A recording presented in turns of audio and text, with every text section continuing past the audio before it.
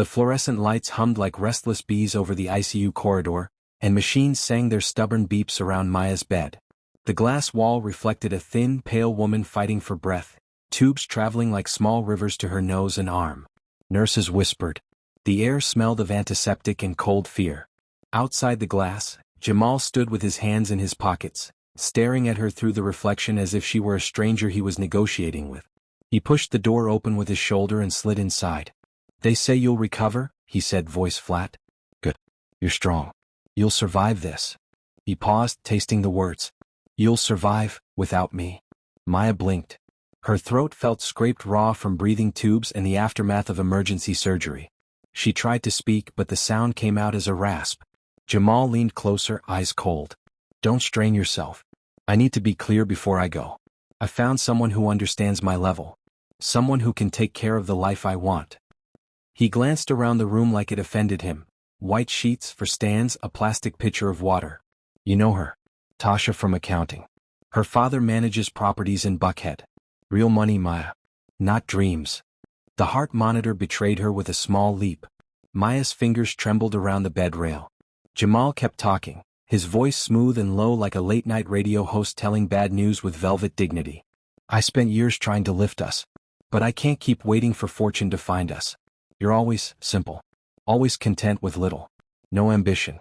I thought marriage would change you. He clicked his tongue. We can't keep pretending we belong in the same rooms as the people who matter. Nurse Elena stepped in, stiffening at the sight of Jamal towering over the bed. 5 minutes, she said. Jamal smiled a perfect, false smile. I'm done anyway. Maya's lips parted. Her voice came out like a whisper falling downstairs. Why here? Because you need to know now, he said. Before someone else tells you. I'm filing tomorrow. Tasha's people have lawyers. They'll keep it clean. He smoothed his tie and looked at her as though memorizing a receipt, not a wife. You always wondered why my phone was on silent at night? Now you know. Nurse Elena inhaled sharply. Sir, that's enough. But Jamal wasn't done. He leaned in close, perfume and pride filling the sterile air. There's one more thing, he murmured. If you had money you'd understand me. But you don't. You never did. I need a woman who can invest in my vision, not drag it down. He tied the last string tightly. I'm choosing a rich lady, Maya. I won't apologize. He straightened, turned, and walked out with the swagger of a man leaving a job that paid too little. The door side shut behind him. Elena moved to Maya's side, rage and pity in her eyes. Don't you even think of crying, she warned softly. You'll tear your stitches. Breathe. Out. Maya did as she was told, but the room swam. The words slammed around her skull. I found someone who understands my level. Rich lady. If you had money. She'd never cared for that kind of talk. She'd grown in Atlanta's quiet neighborhoods where people shared plantain over fences and prayed for each other's children. Her father, Mr. Chukwu, ran a modest auto shop near the freeway, hands always smelling of motor oil and pepper soup. He told her stories of the old country, Anambra weddings under wide skies, women who built businesses with nothing but grit and a ledger. But he never bragged. He only worked. He only loved. Maya closed her eyes. The monitor steadied itself as if deciding it at least would be faithful. Outside, feet pounded tile. Voices rose. Elena lifted her head. What now? Through the glass, a man in a navy suit strode down the corridor like a river that had found its channel. He had gray at his temples and the kind of careful posture rich men wore in magazines. Beside him, 2 women in black carried leather folders. Behind them, a security officer whose badge said Hollis. And there, holding onto the man's elbow with worn hands and a trembling mouth, was Mr. Chukwu. The glass door slid open. The suited man spoke first, voice deep and formal. Mrs. Maya Chukwu Jackson? Elena bristled. She needs rest. 2 minutes, the man said, and somehow his tone made time obey. I'm Attorney Randall. Counsel to Chukwu Holdings. Maya's head jerked toward her father. Daddy? The word scraped out, small and broken. Her father came to the bed and cupped her cheek, his eyes glassy. Nkem, he whispered, my own? You scared me. You scared your father. Elena blinked. The suited man cleared his throat. Mr. Chukwu asked me to come immediately. There is urgent business. Maya swallowed. Business? Her father fixed cars and hummed old Igbo songs. He laid hands on engines the way grandmothers laid hands on foreheads. What business could be urgent in an ICU? From the corridor, Jamal's laugh floated back, too loud and careless as he flirted with a nurse at the station. Attorney Randall's eyes flicked toward the sound and then returned to Maya with measured focus. I understand your husband has indicated he's moving on. He didn't touch the word. He set it down gently and left it. Maya stared. Her father squeezed her hand. I didn't want to tell you like this, Mr. Chukwu said. I wanted to tell you at home with jollof on the stove, laughter, and your mother's picture on the table. But life is stubborn. It chooses its own stage. He nodded to Randall. The attorney opened a folder. On top was a photograph of an oil field at sunset, steel rigs like praying mantises against an orange sky. Beneath it, papers stamped with seals in green and gold. Chukwu Holdings, Randall said, is a private trust your father created years ago, structured across real estate, energy, logistics, and community lending. For reasons of safety and humility, he kept it quiet. The trust is now majority vested. As of last week, upon your 32nd birthday, you became the principal beneficiary. The machines beeped so loud Elena stepped back, hands at the ready. Maya stared at the photo of the oil field, then at her father's hands, those same hands that fixed battered Toyotas and came home smelling of grease and hope. Her voice was a thread. Daddy? He smiled through wet eyes. What is owned must not own your heart, he said. I kept it quiet so you would know who you are without it. A person must learn their name in the dark, flashed sharp not by the light of gold. Elena steadied her. Now you must know. Randall continued, professional rhythm returning. There are properties in Atlanta, Lagos, and Port Harcourt. A minority stake in 3 fuel depots. A controlling interest in a tech logistics startup. Several apartment blocks set aside for affordable housing. And more. He slid a single document free, the kind that weighed more than paper should. Your signature will authorize medical decisions today and, going forward, access to emergency security protocols. Security? Elena echoed. The security officer stepped forward. We have reason to believe your husband is attempting unauthorized access to your private effects and digital accounts, Mrs. Chukwu Jackson. He's already contacted a realtor about listing the apartment, claiming you consented. Elena swore under her breath. He was just here. He found a rich lady, Maya whispered, memory slicing through. Mr. Chukwu's jaw flexed. We have always known the measure of a person is revealed when you have nothing, he said softly.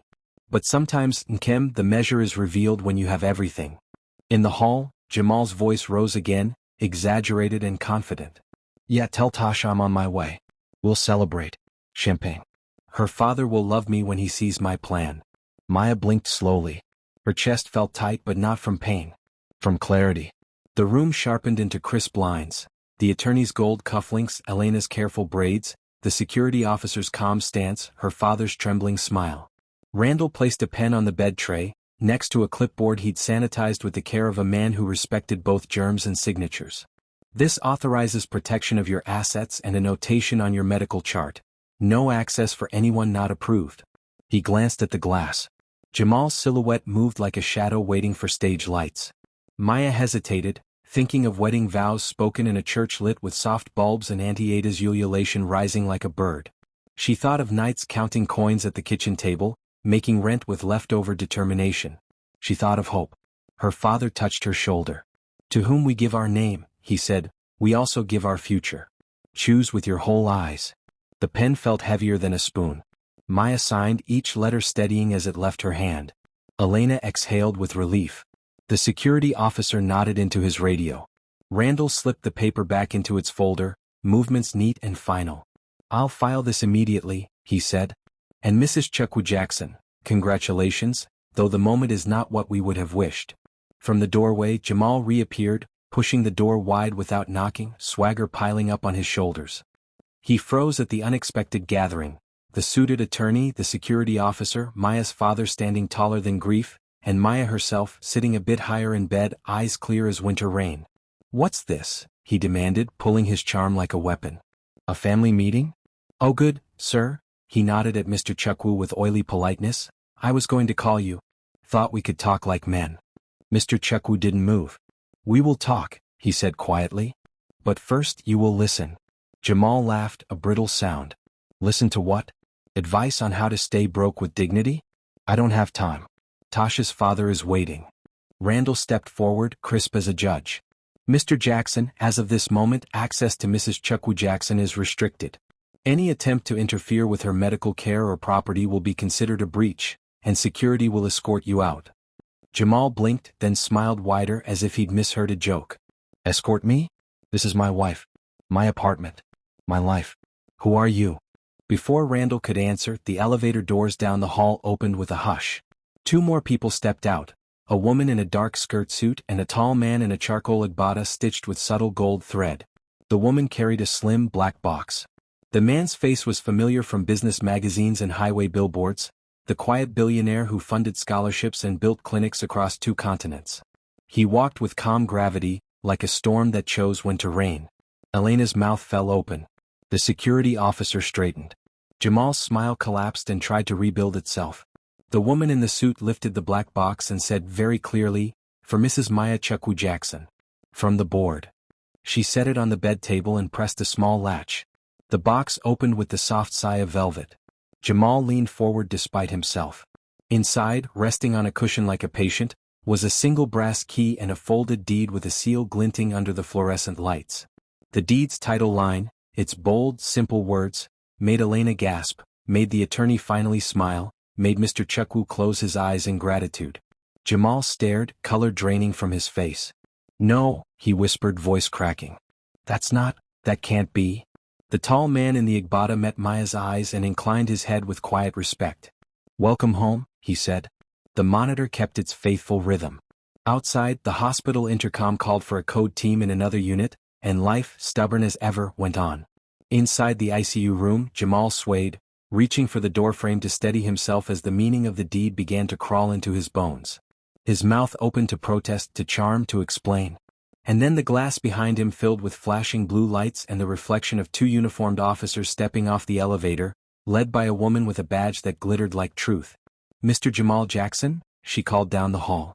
"We need to speak with you regarding attempted fraud and unauthorized access to protected accounts." Jamal turned, eyes wide, caught between the key on the bed and the badge in the glass. Maya lifted her head, pain and power braided together, and finally spoke with a voice that didn't tremble. "What did you say you were choosing again?" she asked. The officer stepped into the doorway. Jamal took a single step back, calculating exits. The woman in the suit closed the velvet box with a click that sounded like a door locking somewhere important.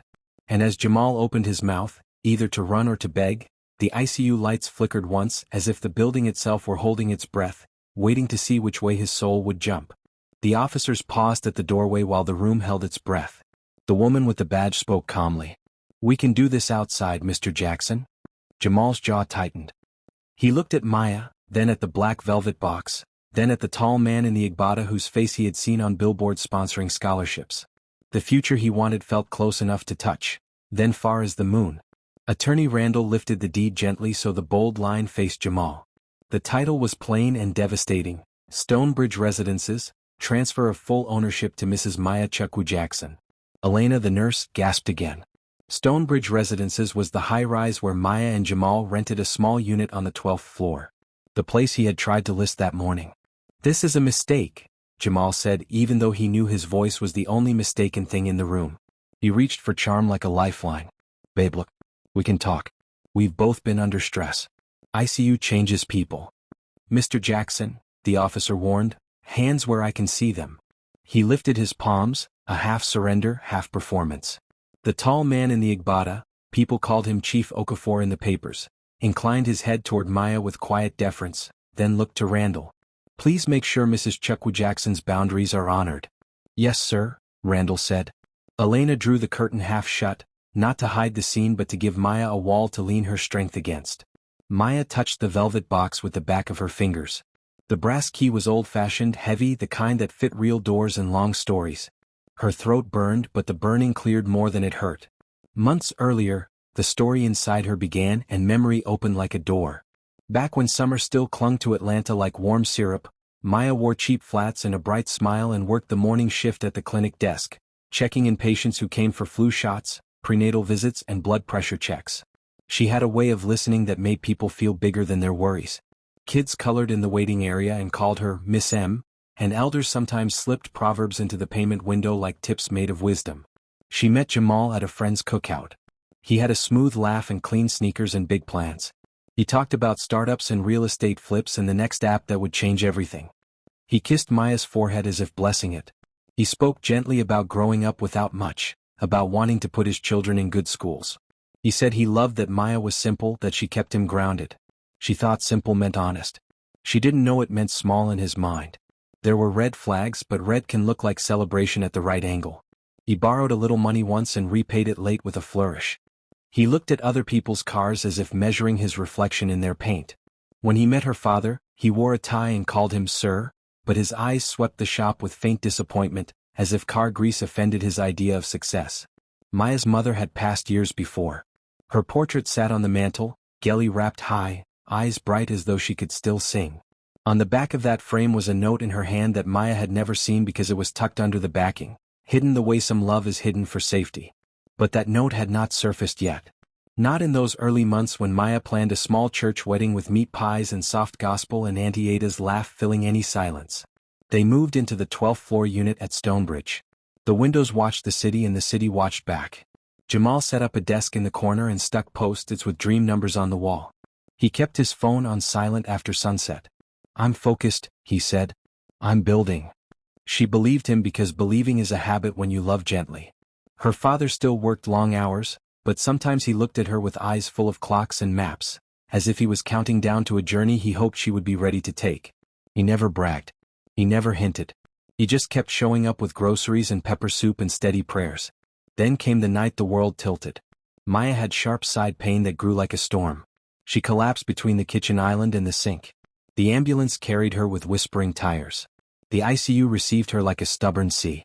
Doctors worked with the careful hands of people who understand how thin the veil can be between here and gone. She survived, but the recovery would be slow. Pain lived in her ribs like a new tenant. During those days, Jamal's visits grew shorter and colder. He scrolled his phone more than he held her hand. He talked softly to someone as he walked down the hall, his back a line of distance. When she reached for him, words slipped away like fish. When he finally showed his heart, it was made of glass and angles. "I found a rich lady. I won't apologize." In the folktales her father told when power cut and everyone sat in the dark listening, wealth was often a masquerade, sometimes generous, sometimes wicked, always a test. A poor man could share and become a king by morning. A greedy man could sleep in silk and wake up with nothing but his name. The elders would say, "The goat that mocks the rope forgets how still the knife waits." Now, back in the bright present of the ICU, the knife was not for blood but for truth. The officers guided Jamal gently into the hall to speak. He tried to keep his voice low, but anger makes sound travel. "Fraud? Are you serious? We're married. We have reports of attempted access to accounts not in your name," the officer said. "Also a complaint from a realtor about misrepresentation. You can explain." "I was listing our apartment," he snapped. "Our apartment?" Randall, who had stepped out too, spoke mildly. "In a building your wife owns. That complicates the word, our." Inside the room, Elena fixed Maya's pillows. Chief Okafor nodded to the woman in the skirt suit. She took out a second, smaller key from a hidden fold in the velvet, sleek, modern, engraved, Suite 47. "What is Suite 47? Maya asked. The woman smiled in a way that softened the hard edges of the day. "Your mother left a message for you when Mr. Chukwu completed the trust. We kept it safe at our family office downstairs, Suite 47, waiting for the day your father chose to tell you. With your permission we can play it here." Maya's breath hitched. Her mother's voice? After all these years? She looked at her father. He wiped his eyes with the heel of his hand. "Your mother was not only a singer of hymns," he said softly. "She was a planner. She did not want wealth to speak before wisdom. She always said, first teach the child her name. Then teach her the addresses. Today is both." "Play it," Maya whispered. The woman set a small, flat device on the table. She connected it to a secure drive from her case. The screen lit with a simple title, "For My Maya." The first frame showed a living room warm with afternoon light, her mother sitting on a couch in a patterned wrapper, head wrapped neat, eyes kind. Maya's heart pulled and stood still at the same time. Elena, who had seen many things in many rooms, stepped back with respect. Chief Okafor and Randall both looked away for a second, giving the moment its dignity. In the hallway, Jamal argued and tried to make worry sound like logic. The officers' voices remained even as still water. Maya's father held her hand. On the screen, her mother smiled as if the years between them were only a night's sleep. She spoke in a voice that carried both America and home. If you are hearing this, she said, it means someone you love has betrayed you or something has tried to break you or both. I'm sorry, my daughter. The world is a school with hard teachers. Elena drew in a breath. Maya felt the machines hum beside her like a choir humming low. Her mother continued, before we talk of numbers and names on deeds, I must tell you the truth of how this wealth began. It did not start in an oil field. It started with a debt I owed, one I have never told anyone. Not even your father. Mr. Chukwu flinched, shock crossing his face like a shadow. Wait, Maya whispered, eyes flicking to her father. He stared at the screen, hands suddenly still. In the hall, Jamal's voice rose. I didn't steal anything. I moved money between. The officer's voice cut him off, firm. Save it for the statement. Inside, the video flickered slightly as if aware of a storm outside the window of the past. Maya's mother leaned closer to the camera. Maya, what I am about to reveal will change how you see our family, she said. It will also explain why I asked your father to keep the trust hidden until your 32nd birthday. The man who helped me in the beginning, who set the first stone, has a name you know. Elena's hand covered her mouth. Randall stopped moving. Chief Okafor's gaze sharpened. The screen went black for a second as if taking a breath of its own. The hallway grew quieter, even the officers pausing as if the building itself wanted to hear. The video returned. Maya's mother spoke the name. And every face in the room changed. The name dropped into the room like a stone into still water, sending invisible ripples through every heart present. Chief Okafor, Maya's mother said on the screen. If he stands near you now, know this. He is the one who helped me plant the seed of what you now inherit. The room froze. Chief Okafor's expression didn't shift right away. He remained still, regal, unreadable. His agbada shimmered under the fluorescent lights, and his dark eyes fixed on the video as if he was hearing his own ghost being spoken aloud. Maya's father, Mr. Chukwu, gripped the bed rail. His lips pressed together so tightly the color drained from them. Ngozi, he whispered, speaking to his late wife's image. What is this? On the screen, her mother continued, her voice steady, her eyes soft. When I was younger, before you were born, Maya, I was a nurse in training, working part-time and struggling. Your father was building his little auto shop from nothing, and times were hard. A patient came into the clinic once, Chief Okafor. He wasn't yet the man the world knows now, but even then he carried authority. He needed a nurse willing to help him on a private matter. And he paid me more than I could imagine. That money built the first foundation. It allowed us to breathe when we were drowning. She paused, folding her hands in her lap. I swore to your father that our blessings came from hard work. And they did, but it was Chief's act of kindness, of investment in me that gave us our start. He asked nothing in return except this. If ever I built wealth, I must make sure it was used to help others rise, not just ourselves. And so, the trust was born. The screen flickered. If you're seeing this, Maya, it means your father has kept the secret long enough. You're old enough now. Strong enough now. Do not waste this wealth on appearances. Let it protect, let it build. And when men mock you, when they measure you by what you do not show, smile. Because you will know what is truly yours. The video ended. The screen turned black, leaving silence heavy in the room. Maya's chest ached, but it wasn't from her wounds this time. It was from revelation. She turned her gaze slowly, first to her father, whose shoulders sagged under the weight of a truth he hadn't known fully. Then to Chief Okafor, who finally drew in a breath and spoke. What your mother said is true, he said, his deep voice resonant. I never told anyone, not even your father, out of respect for her request. She wanted to build something on her own strength, and she did. I only watered a seed she already planted with her spirit. I stayed close, from a distance, to make sure the soil never turned against her. And now, I see the harvest. Mr. Chukwu's face cracked between pride and pain. All these years, Ngozi carried that in silence. He shook his head, then looked at Maya. Do you see, Nkem? Do you see why I said a person must first know their name in the dark? If not, the light of gold blinds them. Maya nodded weakly, tears sliding down her face. I see, Daddy. Elena, the nurse, brushed at her cheek. Your mother was speaking from the grave, child. She gave you strength before you even needed it. In the hallway, Jamal's voice erupted again, desperate now. This is ridiculous. I'm her husband. She owes me. We built everything together. The officer's response was stern. Calm down, Mr. Jackson. Any further disturbance and we'll have to remove you. Jamal burst into the room, shoving past the officer before they could restrain him. His eyes darted to the black screen, to the velvet box, to the faces turned against him. His voice cracked like glass under strain. This is some kind of setup. You all want to make me look like a fool. You knew. You knew she had money all along. Maya raised her eyes, slow and sharp, meeting his. No, she whispered, her voice stronger now. I didn't know. But now I do. And so do you. Jamal's nostrils flared. So that's it? You're just going to throw me away because you've suddenly become rich? Mr. Chukwu stepped forward, his presence firm, like an oak tree refusing to bow. She's not throwing you away, boy. You already walked away. In her weakest moment, you mocked her. You revealed who you are. Jamal opened his mouth, but Chief Okafor's deep voice cut through the tension. Mr. Jackson, let me be plain. Men who betray for wealth rarely end well. You left her on a hospital bed, chasing shadows of money. And now you've learned the woman you scorned holds more than you could dream. That is not fate mocking you. That is the gods teaching you. The officers stepped in. Mr. Jackson, it's time. Jamal twisted, shouting. Maya, think. Do you know how dangerous it is to have wealth like this? You need me. I can protect you, manage things, make sure no one takes advantage of you. Don't listen to them. Maya's voice sliced the air like a blade. You're the only one who tried. His face fell, the fight draining out. The officers gripped his arms. He struggled once, weakly, then let himself be pulled back. His eyes still burned, not with love but with envy, with rage at being shut out of a story he thought belonged to him.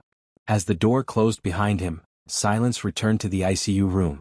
Maya leaned back against her pillows, breathing in ragged but steady pulls. Her father stood at her side, one hand on her shoulder, while Chief Okafor placed the velvet box in her lap again. This is only the beginning, Okafor said gravely. Wealth is not just a blessing, it is a battlefield.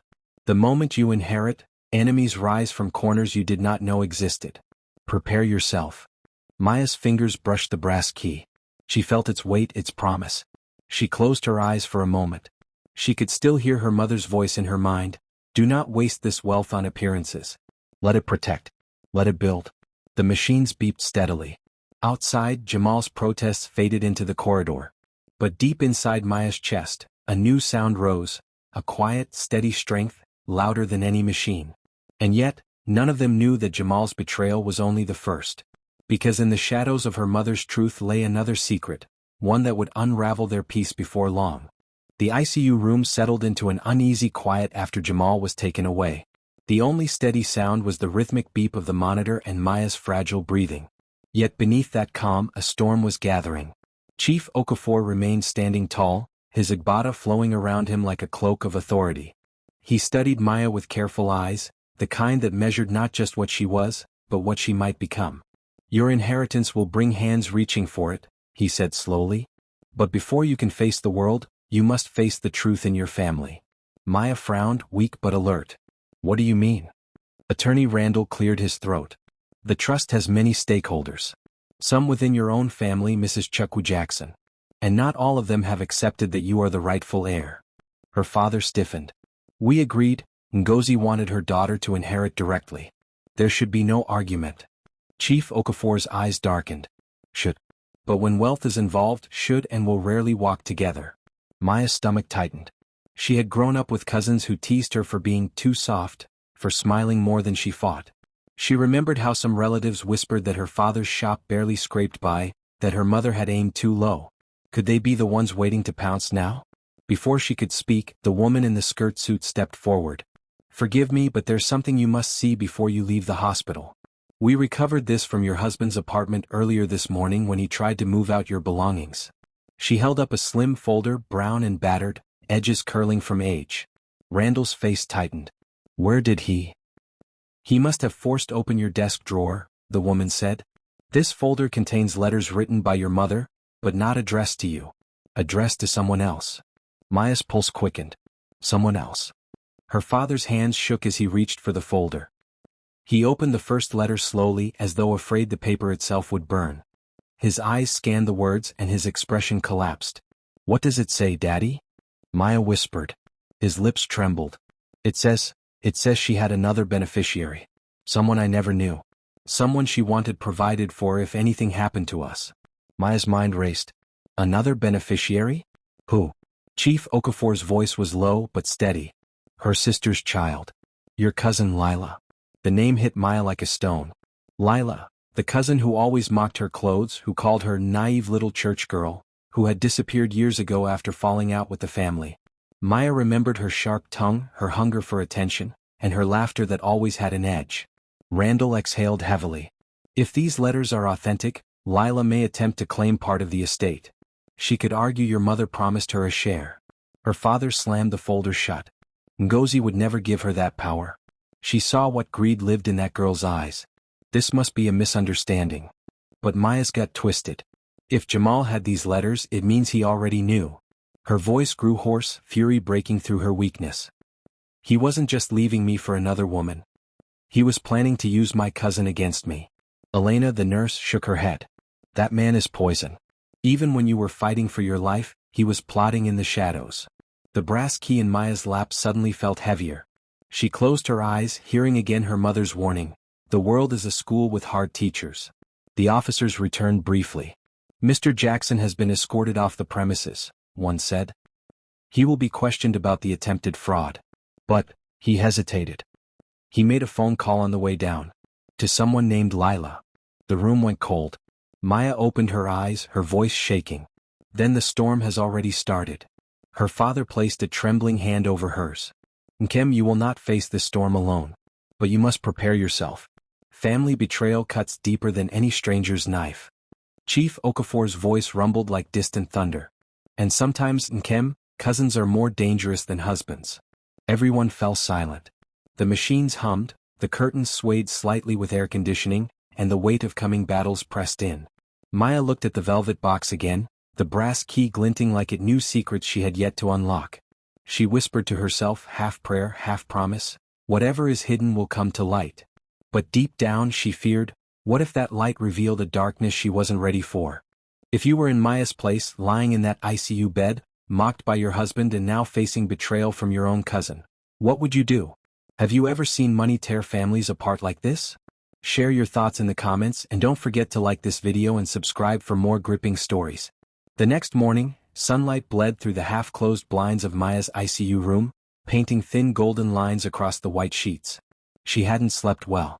The words from her mother's video, Jamal's betrayal, and the mention of her cousin Lila churned through her like a storm that refused to settle. Her father dozed in the chair beside her, his hands folded over his chest, but even in sleep, his brow furrowed as though wrestling with ghosts. Chief Okafor had left late in the night, promising to return once legal protections were fully in place. Attorney Randall had warned that they should expect immediate challenges now that Lila's name had surfaced. Maya turned her head and whispered to Elena, who was checking the 4-line. Did they really say Jamal called Lila? Elena nodded grimly. Yes, honey. I heard it myself. That man's not just walking away. He's digging for ways to drag you down. Maya's stomach tightened. Lila hasn't been around in years. Why would she come back now? Because greed has a long memory, Elena said softly. As if summoned by the word, the door burst open. A tall, thin woman stepped inside without knocking. Her hair was styled in long braids tipped with gold beads, her nails sharp and red, her eyes gleaming with something darker than concern. Lila. Well, she drawled, her lips curling into a smirk. The sickly little princess finally finds out she's sitting on a gold mine. Her father startled awake, his voice sharp. Lila. How dare you come here without being invited? But Lila only shrugged, tossing her braids over her shoulder. Don't act shocked, uncle. You know my mama was Ngozi's sister. And you know mama died without anything to her name.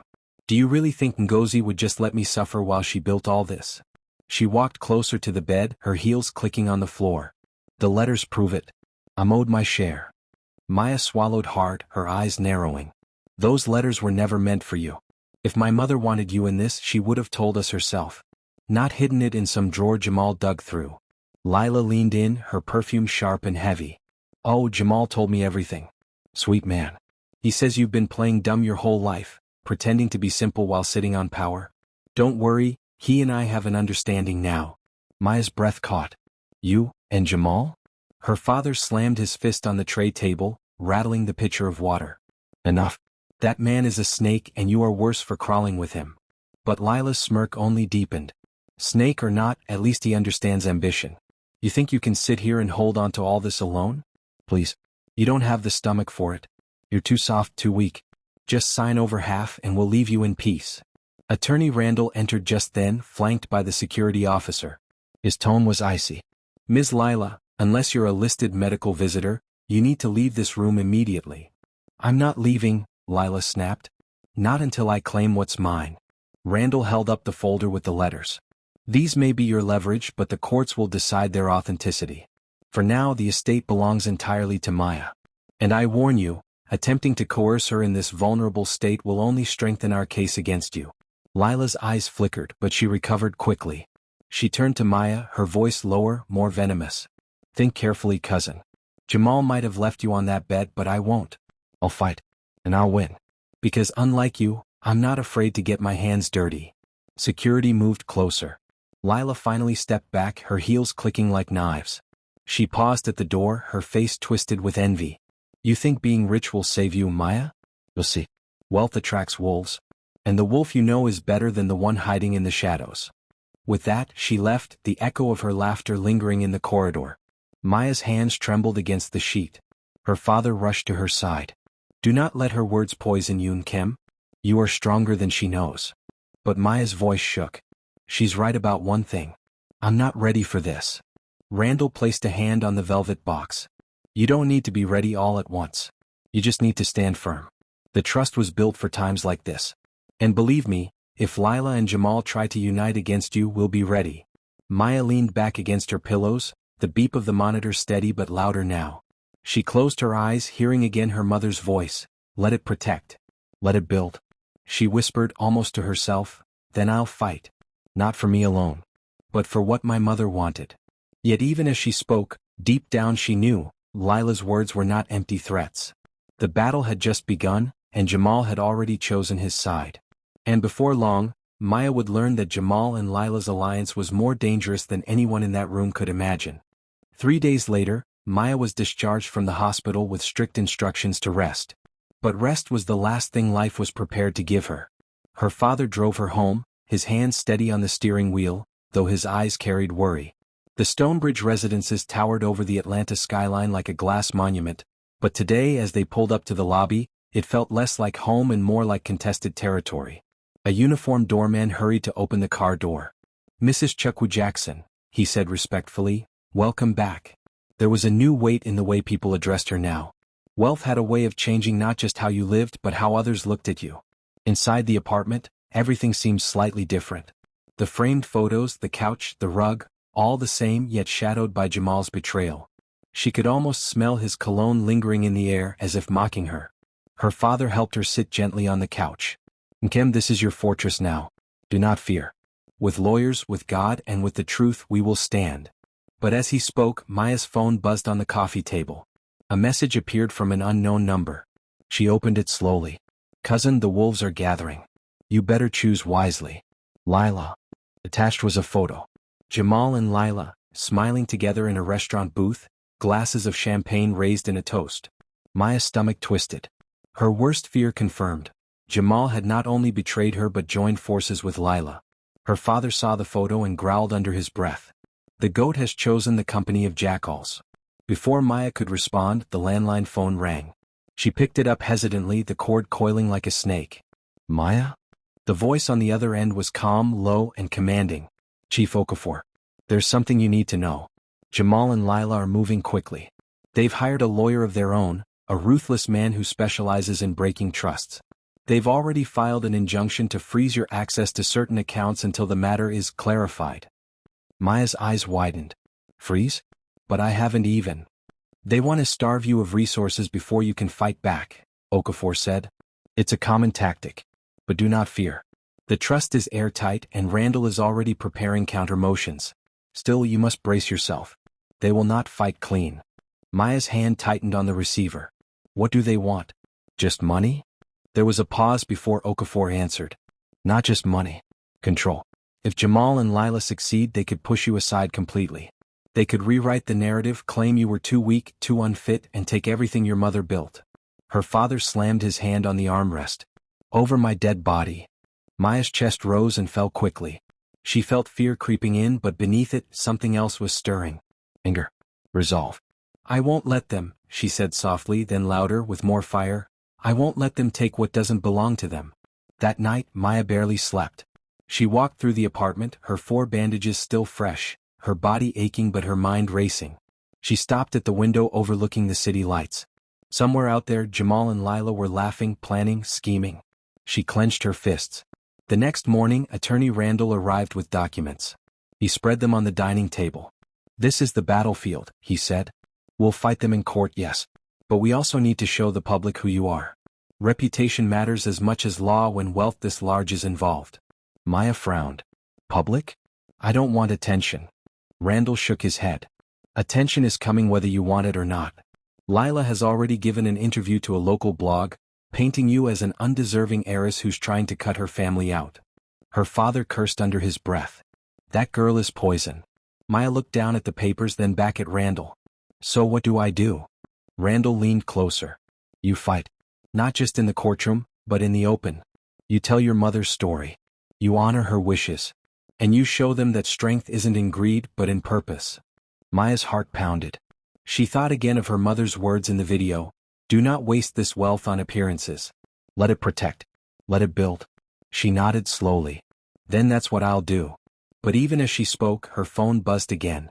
Another message from Lila. "You're not ready for what's coming, cousin. By the time we're done, you'll wish Jamal had left you with nothing." Maya stared at the message, her jaw tightening. She whispered to herself as though to answer both her mother and her enemies, "I was weak before.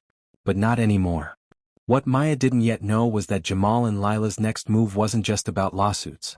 It was something darker, something that would push her beyond the limits of fear, into a fight she never thought she could win. A week later, Maya woke to chaos. Her phone buzzed nonstop with messages from friends, distant relatives, even strangers. The headlines filled the screen like an ambush. "Heiress exposed? Cousin claims Maya Chukwu stole family wealth. Abandoned husband speaks. She hid billions while I struggled. Stonebridge heiress at center of family feud." Her breath caught. She clicked a video link, her father standing stiffly behind her. On screen, Jamal and Lila sat side by side in a polished studio, their hands entwined as if performing unity.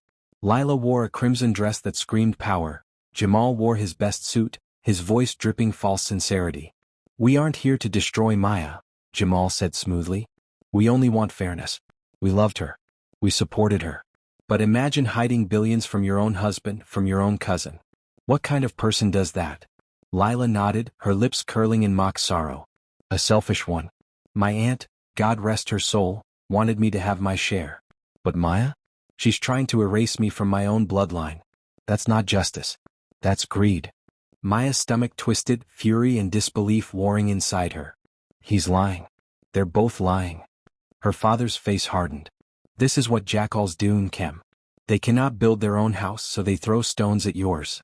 The program cut to footage of Jamal and Lila walking out of the courthouse, reporters crowding around them. Jamal raised his hand, playing the role of victim. "All we're asking," he declared, "is that the truth comes out. If Maya has nothing to hide, she'll prove it in court." The video ended. Maya dropped the phone onto the couch, her hands trembling. "They're turning the world against me." Her father placed a steady hand on her shoulder. "The world may listen to lies for a day, but truth has a longer voice." Attorney Randall arrived moments later, carrying a stack of files and looking more determined than ever. "We expected this. They've filed their injunction and added a smear campaign. It's calculated, make you look corrupt, force you into a corner." Maya clenched her jaw. "So what do we do?" Randall's eyes met hers. "We fight back. Publicly. It's time to release your mother's video." Her heart skipped. "The one from Suite 47? "Yes," Randall said firmly. "The world needs to see the truth from your mother's own lips. It will destroy their narrative before it grows teeth." Her father nodded slowly. "Ngozi's words carry power even from the grave." Maya hesitated. Part of her wanted to keep that video private, sacred, a gift only for her.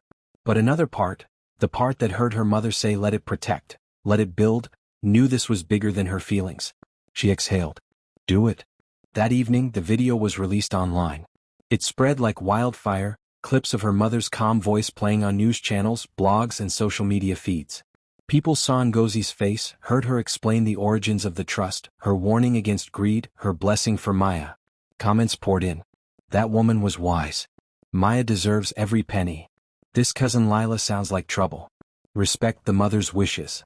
Jamal left his wife in the ICU and now wants money? Disgusting.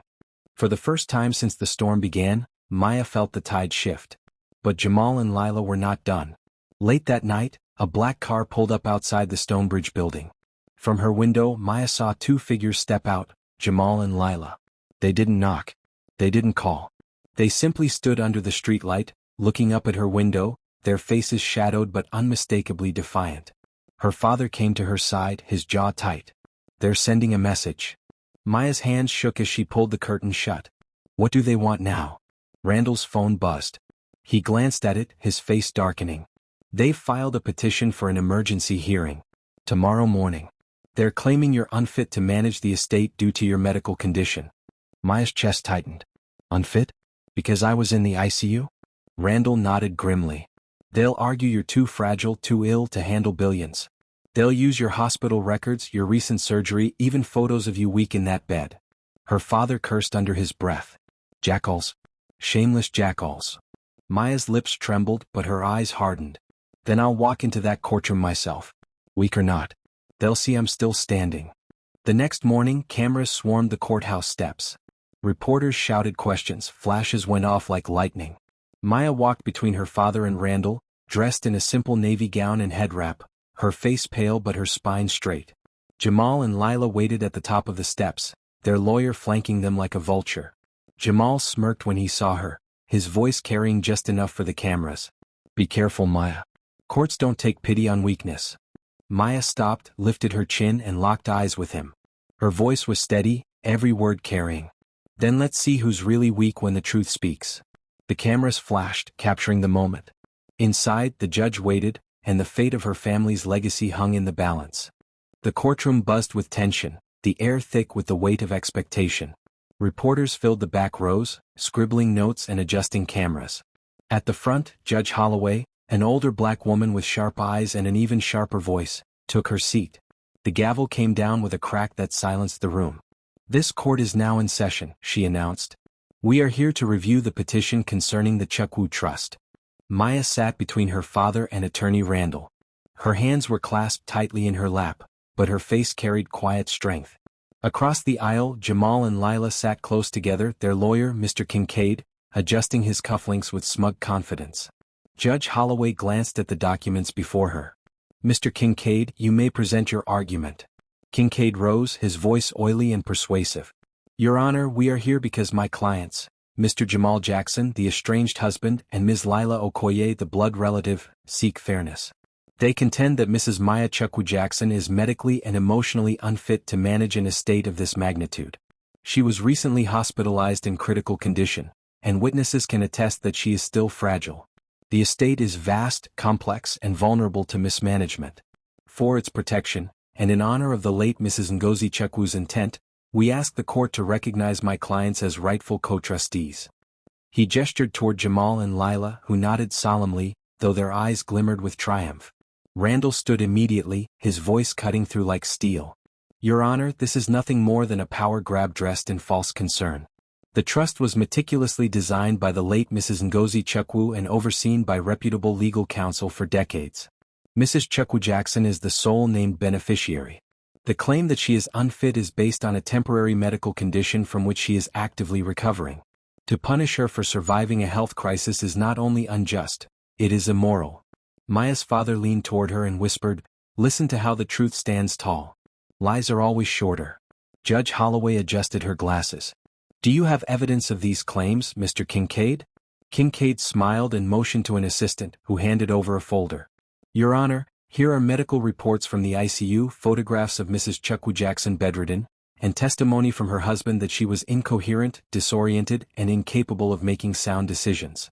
Maya's hands clenched. Jamal leaned back smugly, his arm resting behind Lila as though they were already celebrating victory. Randall calmly rose. Your Honor, the court must note, these so-called testimonies come from the very man who abandoned his wife while she lay in that ICU bed. The man who openly admitted, in front of medical staff, that he was leaving her for another woman. We have sworn statements from Nurse Elena and other staff confirming his cruelty. Gasps rippled through the courtroom. Reporters scribbled furiously. Jamal shifted uncomfortably, but Lila touched his arm, urging him to stay calm. Randall pressed on. And beyond that, Your Honor, the late Mrs. Ngozi Chukwu herself provided video testimony, undeniable proof, that her daughter, Maya, was to inherit and safeguard this estate. That video has been verified and already made public. The world has seen it. My client is not unfit. She is chosen. He turned slightly, his voice resonating. If anything, it is those who seek to tear down her mother's legacy out of greed who are unfit to hold a position of trust. The judge raised a brow. Do you have the video available for this court? Randall nodded. Yes, Your Honor. The lights dimmed slightly as a screen was wheeled forward. The familiar image of Ngozi Chukwu filled the display, her eyes kind, her voice steady. The courtroom listened as she explained how the trust began, why it was built, and most importantly, why Maya was the heir. Every word landed like a hammer on Kincaid's case. By the time the video ended, silence blanketed the room. Judge Holloway looked at Jamal and Lila. Do you dispute the authenticity of this testimony? Kincaid shifted uncomfortably. We don't dispute the video itself, Your Honor, but we do argue that Mrs. Ngozi also intended to include Ms. Lila, as evidenced by the letters my clients have obtained. Randall's voice was sharp. Letters that were conveniently found in the possession of Mr. Jackson, the same man caught attempting to fraudulently sell property that did not belong to him. We demand a handwriting and forensic analysis of those letters before this court considers them. Judge Holloway tapped her gavel once, eyes narrowing. I will allow the analysis. Until then, the letters hold no weight. As for the request to deem Mrs. Chukwu Jackson unfit, I see no credible evidence of incapacity. The petition is denied. Gasps filled the courtroom. Maya's shoulders sagged with relief. Her father closed his eyes briefly, whispering a thank you under his breath. But across the aisle, Lila's face twisted with fury. Jamal leaned close, whispering something into her ear that made her clench her fists tighter. The judge rose. Court adjourned until further analysis of the alleged letters. But let me be clear, any attempt to harass or intimidate Mrs. Chukwu Jackson outside this courtroom will result in legal consequences. The gavel fell. As the room erupted with chatter, Maya stood slowly, her father and Randall shielding her from reporters. But before she could leave, Lila broke free from the crowd and hissed into her ear. This isn't over, Maya. If the courts won't give me my share, I'll take it another way. You'll wish you had just signed it over. Maya stared back at her, the words cold but steady. The difference between us, Lila, is that I fight to protect. You fight to destroy. And destruction never wins. Lila's smirk faltered for the first time, but she turned away quickly, pulling Jamal along with her. Maya stepped outside into the sunlight, flashes popping around her. The world watched, waiting for her next move. For the first time, she felt the weight of her mother's legacy not as a burden but as armor. Still, as the crowd pressed in, a thought haunted her. Jamal and Lila had lost in court today, but wolves didn't retreat easily. They would come again, this time even more dangerous. If you were in Maya's shoes, would you have the strength to face your own husband and cousin in court like this? And do you think family betrayal hurts more than a stranger's betrayal? Share your thoughts in the comments. Don't forget to subscribe and like this video to follow the rest of Maya's fight. The days after the court hearing felt like stolen breaths of peace. Maya spent her mornings in quiet prayer with her father, her afternoons in meetings with Randall, and her nights staring out of the 12th floor window, watching the city glow beneath her. But peace is fragile when enemies refuse to rest. It began with small things. Strange cars parked too long outside the building. Unfamiliar faces loitering near the lobby. Anonymous calls to her phone that hung up the moment she answered. Then one evening, as she returned from a strategy meeting, the elevator opened onto her floor, and the hallway lights flickered. Her heart tightened as she stepped out, her father just behind her. The door to her apartment was ajar. Stay back, her father whispered, stepping in front of her. They pushed the door open slowly. The living room was in shambles. Drawers pulled open, cushions slashed, picture frames shattered. Someone had broken in. On the dining table, written in red spray paint, were 3 words. This is war. Maya's breath caught. Her father clenched his fists, his voice trembling with fury. Jackals. They dare cross into our home. Randall arrived minutes later with security. He scanned the message, his jaw tightening. This isn't random. This is intimidation. Jamal and Lila are trying to scare you into surrender. Maya's hands shook, but she lifted her chin. Then they don't know me as well as they think. The next morning, police reports were filed, security was doubled, and the incident made the news. Reporters camped outside Stonebridge, shouting questions whenever Maya appeared. "Mrs. Chukwu-Jackson, are you afraid for your safety? Do you believe your husband and cousin are behind this? Will you step aside to avoid further conflict?" Maya answered only once, her voice clear and firm, "I will not be bullied. My mother's legacy is not for thieves." Still, the threats grew bolder. A week later, Maya received a package at the front desk. Inside was a broken photo frame, the very wedding picture she once kept on her bedside table. Across her smiling face, someone had scrawled in black marker, "Unfit, unworthy, unwanted." Her father's hands shook as he held the frame. "Kem, these are not just wolves. These are hyenas. Hyenas do not stop until the lion roars." That night, Maya sat with Randall and Chief Okafor in the apartment. "What do they want?" she asked, her voice low but steady. "If not justice, then what?" Okafor's deep voice filled the room. "Control. They cannot bear that the power is in your hands. And when power refuses to bend, greedy hearts turn to violence." Randall nodded. "They're losing in court, so they're turning to intimidation. But we'll tighten security. We'll expose every move they make." But Maya's eyes darkened with resolve. "No. It's not enough to defend. We need to strike first. We need to expose them before they destroy me completely." Her father looked at her sharply. "Maya." She leaned forward. "All this time we've been reacting. They attack, we respond. That ends now. If Jamal and Lila want war, then I'll show them what kind of woman my mother raised." The room fell silent. For the first time, Maya's voice carried not just pain but command. Randall studied her carefully. "Do you understand what you're saying? If we dig deep, if we expose them, there may be no going back. Family ties will shatter completely." Maya's jaw tightened. "They shattered the moment Jamal mocked me in that hospital bed. They shattered the moment Lila threatened me with my mother's name. I owe them nothing." Chief Okafor's lips curved into the faintest smile of approval. "Spoken like a lioness." The next day, Randall began investigating Jamal and Lila's movements. What he uncovered shocked even him. Hidden bank accounts in Lila's name. Money funneled from Jamal's failed ventures. Real estate deals tied to shell companies. And most damning of all, a plan to liquidate part of the Chukwu estate by forging Maya's signature on key documents. Randall laid the evidence on the table, his voice grim. "They were planning to sell off your inheritance behind your back. And they already have buyers waiting overseas." Maya's heart pounded. So it was never about fairness. It was theft. All of it. Her father's eyes burned. "They will not win, Kem. The truth is stronger than any forgery." But Randall raised a hand. "Be careful. This evidence is dangerous. If they find out we have it, they may grow desperate. And desperate people," his voice trailed off, Maya finished for him, "are the most dangerous of all." That night, as rain pounded the city, Maya sat by the window, staring at the evidence spread across the table. Her mother's voice echoed in her memory, "Let it protect. Let it build." She whispered into the storm, her words a vow, "I will protect it, Mama, even if I have to stand alone." But she wouldn't stand alone for long. Because as the storm outside grew louder, so did the storm inside her enemies' hearts. And soon Jamal and Lila would make their boldest move yet, one that could destroy everything if Maya wasn't ready. The storm that had been brewing finally broke. 3 nights after Randall uncovered the evidence of forgery, Maya's apartment building was plunged into chaos. Alarms blared at midnight, security scrambled, and fire sprinklers rained down over the Stonebridge lobby. Tenants rushed out in panic. Maya and her father, guided by guards, were hurried down the emergency stairs. But even in the confusion, she sensed something wasn't right. This wasn't just an accident. This was a distraction. When they reached the lobby, the truth struck. Jamal and Lila were already there.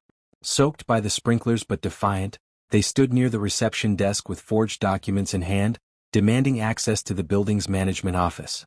"Step aside." Jamal barked at the security chief. "I have the authority now. She's unfit and I'll prove it." "Not with lies, you won't," Maya's voice rang out, clear despite the chaos. Everyone turned. Maya stepped forward, rain slicked from the sprinklers, her navy head wrap clinging to her hair. She looked frail but unbroken, her eyes burning with the strength of every battle she had survived. Lila sneered. "So the fragile princess comes down from her castle. You think you can stop us? You've been weak your whole life." Maya lifted a hand, and Randall emerged from behind her with a folder thick with documents. His voice thundered, "Your Honor is not here, but the law still stands. And we have proof, bank transfers, shell companies, recorded calls. that you two have been plotting fraud, forgery, and theft. Gasps rippled through the lobby. The police officer stationed outside, alerted by the alarm, stepped inside and moved closer. Jamal's face twisted. Lies. That's all lies. Randall slammed the evidence onto the reception desk. Not lies. Facts. And if you want, we can let everyone here see the recordings of you bragging to overseas buyers. The officers exchanged glances, then moved to restrain Jamal. He resisted, shouting, I was her husband. I deserve this. She owed me. Maya's father stepped forward, his voice shaking but strong. A husband protects. You mocked. You abandoned. You betrayed. You deserve nothing. As the officers cuffed him, Jamal's eyes darted desperately to Lila. But she had already taken a step back, her face pale. You said we'd win, she stammered. Jamal snarled. Coward. You wanted this as much as I did. The officers turned to Lila. Randall handed over another set of documents. And here are her forged signatures. She was no victim. She was his partner. Lila tried to run, but the officers caught her easily. Her heels clattered against the wet floor, her voice shrill. This isn't over, Maya. You can't keep it all. You'll regret this. Maya stood still, watching as both were dragged out of the lobby, their voices swallowed by the storm outside. For the first time in weeks, she felt the air lighten around her. The wolves had been caught in their own trap. The crowd of tenants, staff, and reporters who had gathered began murmuring. Some even clapped softly. Maya felt heat rise to her cheeks, but then she remembered her mother's words. Do not waste this wealth on appearances. Let it protect. Let it build. She raised her voice, steady and resolute. This trust was never meant for greed. My mother built it to protect, to build, to help others. That is what it will do. That is what I will do. Her father placed a hand over hers, his eyes glistening with pride. Ngozi would be proud and Kem. Today you proved you are not just an heiress. You are a lioness. Randall nodded, his expression softer than usual. The law has spoken. And so has your strength. Maya looked toward the glass doors where Jamal and Lila had disappeared, swallowed by flashing police lights. She felt no triumph, only clarity. Wealth had not changed her. Betrayal had not broken her. And though scars would remain, she knew one truth that would never fade. She had been mocked, she had been tested, but in the end she had stood. She whispered into the night, to her mother's memory, I will not waste this, Mama. I will build. The storm outside finally eased, leaving the city washed clean. And inside, Maya's story ended not in defeat, but in strength. An heiress who learned her worth the hardest way, and rose above the wolves who tried to devour her. What would you have done if you were in Maya's position? Mocked by your husband, betrayed by your cousin, yet suddenly faced with unimaginable wealth. Do you believe family betrayal cuts deeper than anything else? Share your thoughts in the comments, and don't forget to subscribe and like this video so you never miss stories like this one.